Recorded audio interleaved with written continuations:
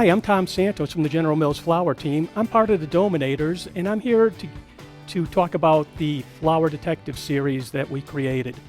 And this series is going to be explaining how flour makes the products people love to eat, pizza, bread, and cakes. It's to teach you how individual types of wheat create unique flour for different uses.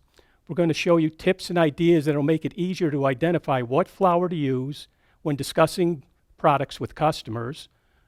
We'll show you how ingredients work in tandem with flour. And the goal is to use your detective skills to become a valued sales consultant who has the knowledge to help customers. Because once you have that knowledge, price leaves the conversation. You solve a problem for someone, the price leaves the conversation. During these series of videos, you'll consistently hear me talk about consistency and quality.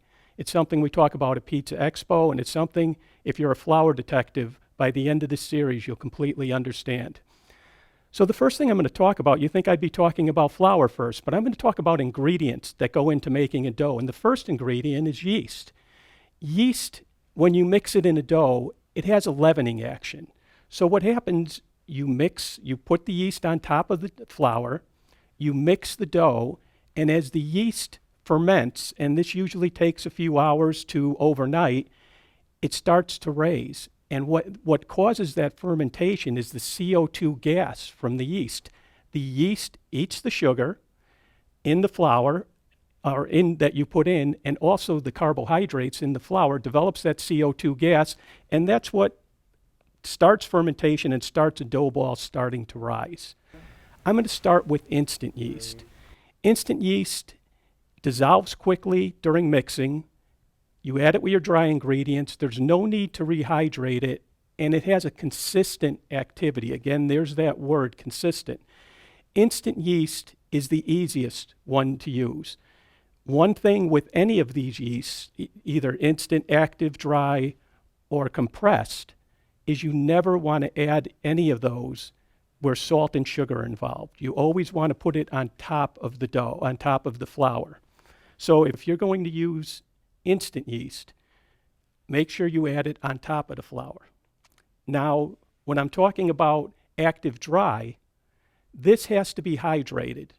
And if you come across somebody who's using active dry yeast, they probably know what they're doing. That's a pretty smart operator, because you have to do a couple things here. And I'm going to show you real quick.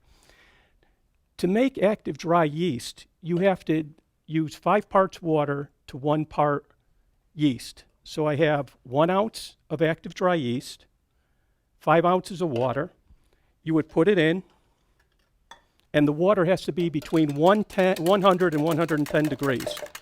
And this is called blooming. So when you're talking to somebody as a flour detective, this is called blooming the yeast. You put it to the side, and 10 minutes later, you add it to your mix. So what you would do at that point, if you're using active dry yeast, you would put in your water, not your yeast and water, your water, sugar, salt, flour, and then when this is bloomed in 10 minutes, you would put in your active dry yeast on top and then start your mixing. The thing with active dry, it's used a lot in artisan bakeries, artisan pizza shops. It gives you a more yeasty flavor. But in order to do it, you have to understand the ratios. So say I'm making a dough, and I'm taking 5 ounces of water out. When you're weighing your water for your dough, you have to subtract that 5 ounces from where you were. So there's a little bit of math involved. Again, if you're going into a shop that uses active dry, they're probably pretty sophisticated. Don't be intimidated. You have the terminology, blooming yeast, active dry, and it gives you a very nice yeasty flavor to the dough. And when I say yeasty flavor, think bread. Think a beautiful loaf of bread, a ciabatta bread or something to that extent. Something that when you smell it, you just want to eat it as soon as you smell it. The last yeast is compressed, and it's fresh yeast. And, I've been doing this for 4 decades, and I used to use compressed yeast when I started. The problem with compressed yeast now is it's perishable. It has a 30-day shelf life. So part of that problem is it's manufactured, let's say the first day of the month it's manufactured.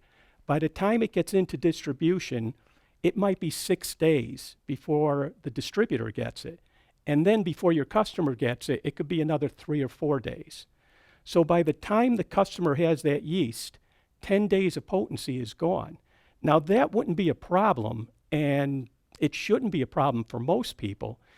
But when it gets hot or they forget to rotate, if they're having bubbles in their pizza or bubbles in their dough, that's telling me there's something wrong with the yeast. If that's the case, and they're using compressed yeast, which is the fresh yeast, that means they may have not rotated it. And that yeast is 20, 22 days old. And the older it gets, it loses some potency. And then after 30 days, it really doesn't work that well. It doesn't really work hardly at all.